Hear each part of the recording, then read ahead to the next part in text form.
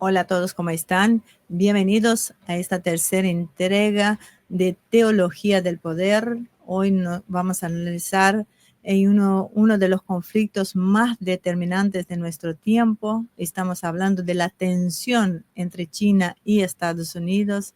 ¿Es esta una simple competencia geopolítica o estamos ante un choque entre visiones espirituales y filosóficas del mundo? Para entender en este ciclo de teología del poder, entender esta lucha desde una perspectiva metafísica, contamos con la presencia semanal de Dimitri Vassensok, que es teólogo político, periodista internacional y profundo analista de las estructuras del poder global. Así que bienvenido, Vladimir. Un gusto, como todas las semanas, verlo por acá. Buenas tardes, hermoso Ivonne. Como decía un principio, ¿no? Nosotros vamos a empezar con una pregunta que es la que plantea las bases de este conflicto. ¿Podría esta tensión ser vista como una lucha entre materialismo y colectivismo espiritual? Pienso que el enfrentamiento entre EU y China no se puede encajar simplemente en el marco de la dicotomía materialismo-espiritualidad. Detrás de ambos lados hay, ante todo, motivos espirituales, incluso si no se declaran ni son claramente conscientes por los líderes de las partes. Al mismo tiempo, cada oponente tiene intereses materiales. Y si hablamos de la estructura interna de estas dos máquinas, sus sociedades, aquí todo es mucho más complejo. Tradicionalmente atribuimos a Puchu la imagen de Babilonia, una ciudadela satánica de la sociedad de consumo posmodernista. Esto tiene fundamento, pero solo en parte. En la lógica espiritual de las acciones de la Casa Blanca hasta ahora, aunque más débil, se observa la influencia del protestantismo estadounidense. Y cómo no recordar al famoso Billy Graham, consejero espiritual de los presidentes de Washington, y el judaísmo, ya que varios miembros de la administración son abiertamente de esta fe, o indirectamente a través del sistema de lobby vinculado al sionismo, y lo llamaría relativamente neutral como corrientes sincréticas, donde se pueden incluir ideas locas de los globalistas, abiertamente satánicas y simplemente ilógicas y dañinas. La parte sincrética también incluye representantes de corrientes religiosas modernas, desde cultos neopaganos hasta el ya mencionado satanismo que en EU está bastante institucionalizado. Sin duda, EEU intenta mantener y aumentar su influencia en el mundo, ya sea en América Latina, África, Asia o el Medio Oriente, sin mencionar Europa y Australasia. El siglo XXI es una época de lucha por los recursos que los hegemones mundiales necesitarán para la dominación económica, en una carrera de producción acelerada. Y vemos cómo los chinos entran en territorios que EE.UK consideraba su capa tradicional. Por ejemplo, incluso en Serbia, en el centro de Europa, China ocupa activamente nichos, invierte en la industria extractiva, la producción y la energía verde. Serbia también es un territorio de gran interés para EU, ya que el control de los Balcanes otorga control sobre toda Europa, incluso mediante el chantaje. La ocupación de Serbia para EU es una oportunidad para chantajear a Rusia mediante el despliegue de misiles y bases de la OTAN. Pero eso es una conversación larga aparte. Ahora pasemos a China. ¿Qué tenemos aquí? ¿Es justo hablar de un cierto colectivismo espiritual? China es un país poscomunista, pero aún conserva atributos comunistas rígidos, un sistema de gobierno estricto. El pueblo chino es bastante disciplinado y pacífico y evidentemente esto permite que el gobierno no enfrente una resistencia seria en su autoritarismo. En los últimos años, China ha lidiado con las libertades tibetanas y sobre el destino de los uigures se cuentan leyendas tristes. Vemos en China un hegemón al revés, algo así como una nueva Unión Soviética con una demanda de liderazgo mundial, con la habilidad de copiar la creatividad de los poetas blancos, pero no solo copiar, sino repetir obras maestras durante un tiempo prolongado y establecer su producción en masa. Los chinos irrumpieron no hace mucho en la arena, por ejemplo, de la literatura fantástica, ya que reconocen la importancia de este segmento para el desarrollo del progreso científico y técnico. Y ya vemos cómo sus libros se adaptan al cine, están conquistando el mundo. El sistema de copia de China es tal que, aunque quizás no supere a EU, puede copiar y mantener el nivel durante mucho tiempo. Esto se ajusta a la fórmula de Confucio que influyó mucho en la aristocracia china, y precisamente la aristocracia marca tendencias en los sistemas sociales. Transmitir, no crear. EU mantiene su potencial creativo en la carrera con China, pero sin duda ciertas tendencias de descomposición moral hacen su parte aquí. La civilización blanca es una civilización de creadores y poetas, pero es importante para ella mantener un alto estándar moral, lo que en su momento determinó la sabia elección del cristianismo. Y los chinos están acostumbrados a observar lo que sucede en el mundo.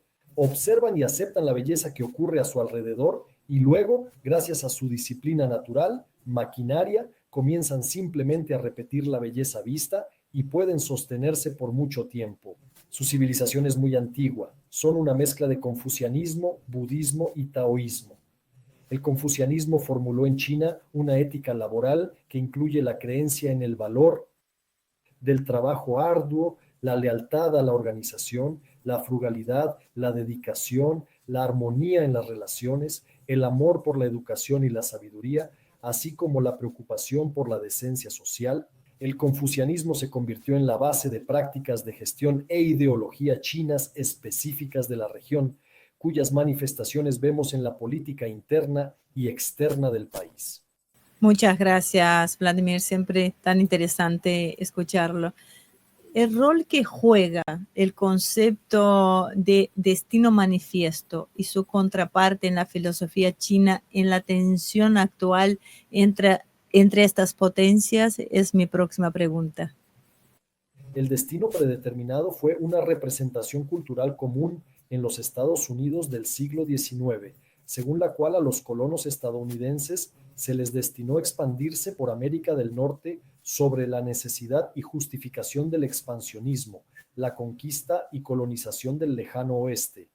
La creencia en la misión estadounidense de promover y proteger la democracia en todo el mundo, expuesta por Thomas Jefferson en La concepción del Imperio de la Libertad y continuada por Abraham Lincoln, Woodrow Wilson y George Bush, sigue influyendo en la ideología política estadounidense hoy. Según el historiador John Dower, bajo Douglas MacArthur, los estadounidenses estaban imbuidos de un sentido de destino manifiesto. De hecho, este concepto tiene raíces abrahámicas. La idea del pueblo de Dios y el pueblo elegido, pero debido a una interpretación literal, toma una forma grotesca. Cuando se describe en el Antiguo y Nuevo Testamento de la Biblia, el pueblo de Dios en realidad no es una comunidad estatal y nacional, sino espiritual, un reino que no es de este mundo, se encuentra más allá de la realidad visible y su conquista se lleva a cabo por métodos completamente alejados e incluso opuestos al expansionismo, aplicados en el mundo físico. Esto responde a la pregunta de por qué Washington actúa desde la posición de un hegemón que busca reformatear el mundo a su imagen. Nada nuevo, pero naturalmente la antigua idea de superioridad es interpretada por los teólogos políticos de EU, precisamente en un espíritu imperialista. Ahora sobre el sinocentrismo, que tiene raíces antiguas y se ha mantenido en la cosmovisión incluso del Partido Comunista, supuestamente negando cualquier forma religiosa como dominante en la construcción de ciertas doctrinas.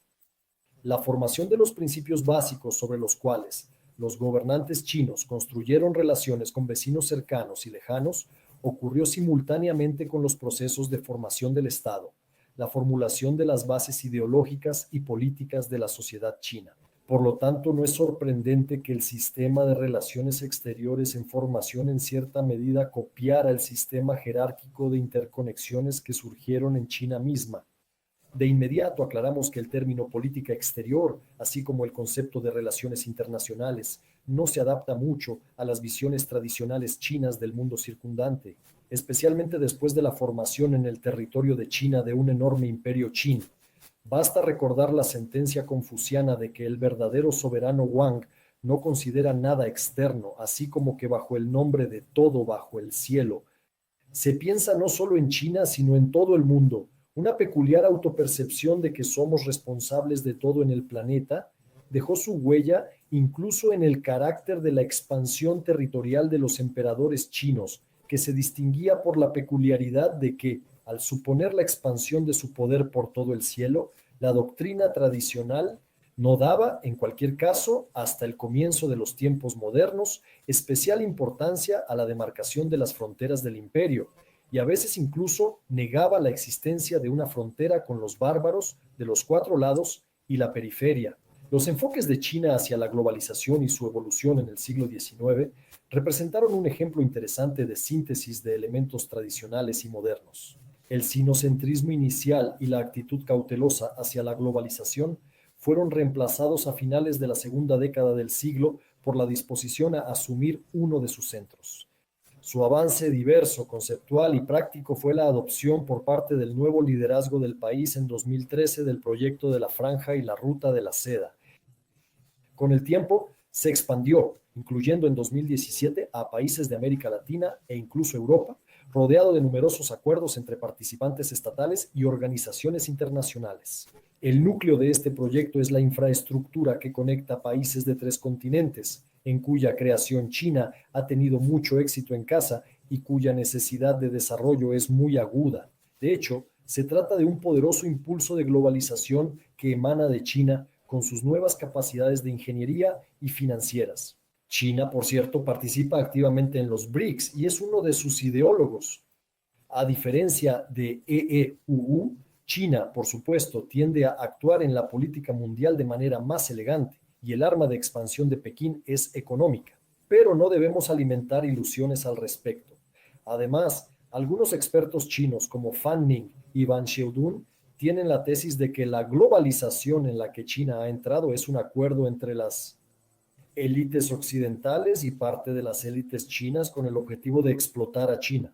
Muchas gracias. Realmente uno queda pensando con cada respuesta, ¿no? Desde una perspectiva metafísica, ¿cómo se interpreta el creciente poder de China en contraste con la decadencia percibida de Occidente? Tengo malas noticias para ustedes. Desde los tiempos del filósofo Don Chongshu, el emperador chino era considerado en la ideología confuciana como el representante del cielo en la tierra. Según la cosmovisión confuciana, el territorio bajo su dominio se representaba como todo el mundo bajo el cielo. El principal santuario de la capital imperial se llamaba el Templo del Cielo. Y a China a menudo se le llama el mundo bajo el cielo. ¿Qué es el mundo bajo el cielo en la comprensión cristiana? En la carta del apóstol Pablo a los Efesios se mencionan los espíritus malignos del mundo bajo el cielo, es decir, espíritus malignos del territorio bajo el cielo, derribados del territorio divino durante la rebelión de Lucifer con el ejército de ángeles bajo el mando del arcángel Miguel. Por cierto, justo ayer los cristianos ortodoxos celebraron una fiesta dedicada a Miguel y a todas las fuerzas celestiales. El dragón es uno de los símbolos importantes de China.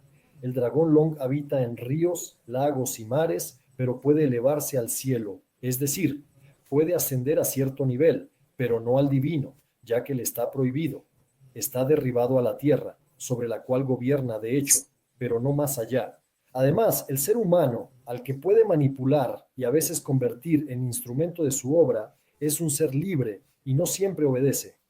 Así que es muy interesante que el dragón, símbolo cristiano del diablo, muy claramente expresado, con cabeza de camello, cuernos de ciervo, ojos de demonio, cuello de serpiente, escamas de carpa, garras de águila, patas de tigre, orejas de vaca, es una verdadera quimera.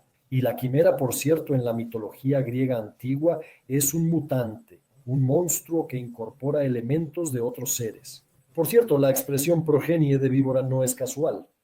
Precisamente esta quimera o dragón chino para los cristianos es un ser del mundo oscuro. La víbora, recordemos, es una mujer serpiente.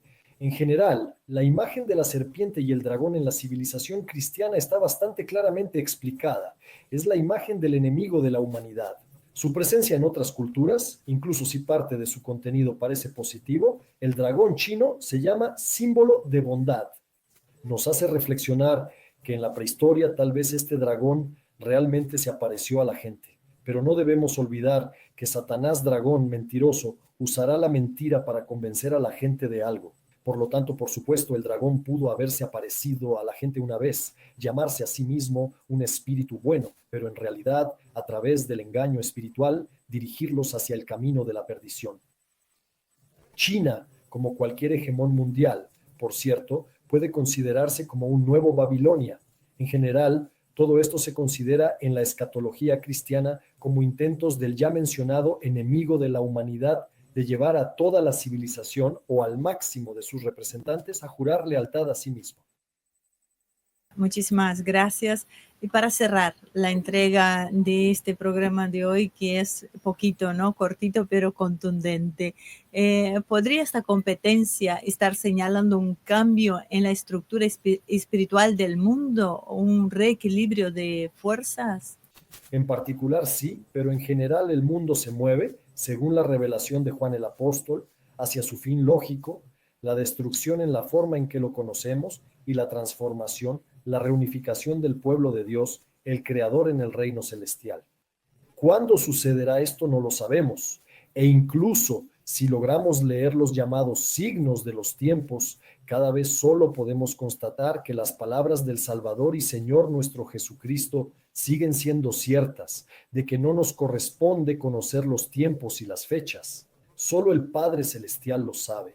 Nuestra tarea principal es preservar y desarrollar la imagen de Dios en nosotros, transformándonos a nosotros mismos y este mundo.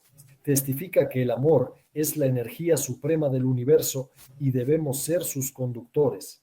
Así preservaremos nuestras almas para la eternidad y retrasaremos la llegada de tiempos difíciles para nuestra civilización. Por otro lado, cuando esto suceda, siguiendo estos principios, estaremos listos para entrar en una nueva era de civilización, la llegada del reino de los cielos. Excelente, muchísimas gracias. Siempre para mí es un verdadero placer estar acá en este espacio, ¿no? Poder tener la oportunidad de escucharlo.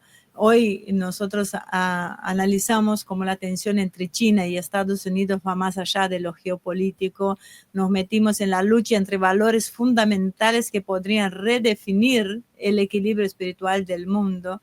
Así que Dimitri Vasentsov, como siempre, nos ha brindado una visión única y profunda sobre ese tema. Así que los invitamos a seguir reflexionando y acompañarnos en el próximo programa de Teología del Poder. Así que muchísimas gracias, Vladimir, por acompañarnos y muchas gracias a esta audiencia maravillosa que nos está siguiendo. Muchísimas gracias, hermoso Ivonne. Hasta la vista. Hasta la vista, hasta pronto.